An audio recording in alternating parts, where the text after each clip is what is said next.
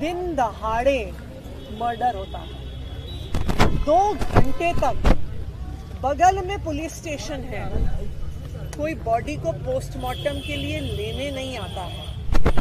कौन महिला थी? ये वो महिला थी जो यहाँ पे आरडब्ल्यूए की प्रधान थी। ये वो महिला थी जो 3 साल पहले अपने पति के हुए मर्डर में मेन गवाह थी, जो गैंगस्टर्स के खिलाफ खड़े होके पुलिस के सामने, कोर्ट के सामने गवाही दे रही थी। और आज दिल्ली की कानून व्यवस्था का ये हाल हो गया है कि वही लोग जो गवाह उनके खिलाफ गवाही देने वाला था, दिन दहाड़े उसका मर्डर कर देते हैं। क्या हाल कर दिया है भारतीय जनता पार्टी और उनकी इस ट्रिपल इंजन की सरकार ने दिल्ली का। रोज दिल्ली में मर्डर हो रहे हैं। 2 दिन पहले कल्याणपुरी में मर्डर हुआ, फिर यहाँ पे कल शालीमार बाग में मर्डर हो गया है, लाल किले पे बम ब्लास्ट हुआ, कुछ दिन पहले पीतमपुरा में शूट आउट हुआ।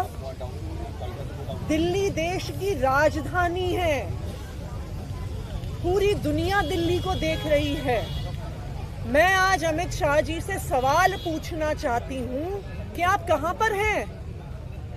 दिल्ली की मुख्यमंत्री कहां पर हैं? आप किस चीज में व्यस्त हैं कि आप दिल्ली वालों को सुरक्षा नहीं दे सकते? ये दिल्ली की मुख्यमंत्री रेखा गुप्ता जी की अपनी विधानसभा है। अगर यहाँ पर लोग सुरक्षित नहीं हैं, एक आरडब्ल्यूए की प्रधान सुरक्षित नहीं है, एक मर्डर केस की विटनेस सुरक्षित नहीं है, तो एक आम नागरिक कैसे सुरक्षित होगा? अमित शाह जी से मैंने मिलने का समय मांगा है और मैं उम्मीद करती हूँ कि अगर अमित शाह जी को दिल्ली के लोगों की चिंता है तो वो समय देंगे और दिल्ली की लॉ एंड ऑर्डर की स्थिति को सुधारने का काम करेंगे। इसके अलावा एक विषय और है मैम, आपने पुलिस कमेटी को जवाब दिया, क्या कुछ मांग की है और जो आरोप लगाए कैसे आप उसको देखते हैं?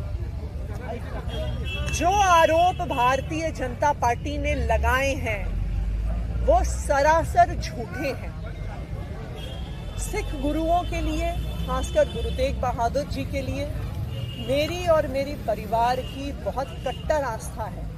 मैं तो खुद ऐसे परिवार से आती हूँ जहाँ पे परिवार का, उस पीढ़ी का सबसे बड़ा लड़का गुरुद्वारे में जाता है, सिख बनता है समाज की सेवा के लिए।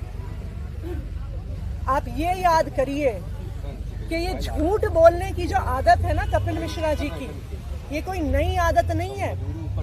ये वही कपिल मिश्रा हैं जिन्होंने झूठा आरोप लगाया था कि मैंने अपनी आंखों से अरविंद केजरीवाल को पैसे लेते हुए देखा, और फिर यही कपिल मिश्रा को कोर्ट के सामने माफी मांगनी पड़ी थी और कहना पड़ा था कि मैं झूठ बोल रहा हूं। और आज फिर से यही होगा। जो कोर्ट केस, जो एफआईआर जालंधर में इनके खिलाफ हुआ है, जो कोर्ट ने आदेश दिया है कि जो कपिल मिश्रा का बयान है, जो वीडियो है, वो झूठा है, कपिल मिश्रा को इस मामले में भी माफी मांगनी पड़ेगी और कहना पड़ेगा कि वो झूठे हैं। गुरुओं का अपमान कपिल मिश्रा जी ने किया है अपनी टुच्ची राजनीति के लिए, पोल्यूशन पे चर्चा से भागने के लिए। ऐसी टुच्ची राजनीति के लिए उन्होंने गुरुओं का अपमान किया, वीडियो को एडिट किया, गुरुओं का नाम डाला, गुरुओं के नाम पे राजनीति करी। और याद करिए, ये वही भारतीय जनता पार्टी है जिसने जब हमारे सिख भाई किसान आंदोलन कर रहे थे 3 काले कानूनों के खिलाफ, उनको खालिस्तानी कहा था। कपिल मिश्रा जी ने तो उनके खिलाफ ऐसी अश्लील भाषा का प्रयोग किया था जो हम सब यहाँ पे कह नहीं सकते। इन्हीं की कंगना रनौत जी, नितिन पटेल जी, मीनाक्षी लेखी जी ने कोई कसर नहीं छोड़ी थी हमारे सिख भाइयों को खालिस्तानी कहने में।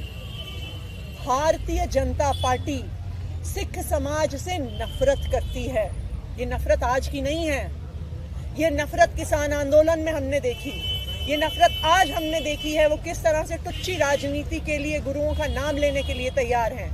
और कपिल मिश्रा का झूठा साबित होने के बाद भी ये भारतीय जनता पार्टी उन्हें डिफेंड कर रही है, उन्हें मंत्री पद से नहीं हटा रही है, तो ये बिल्कुल साफ है कि वो किस तरह से सिख समाज की नफरत के लिए नफरत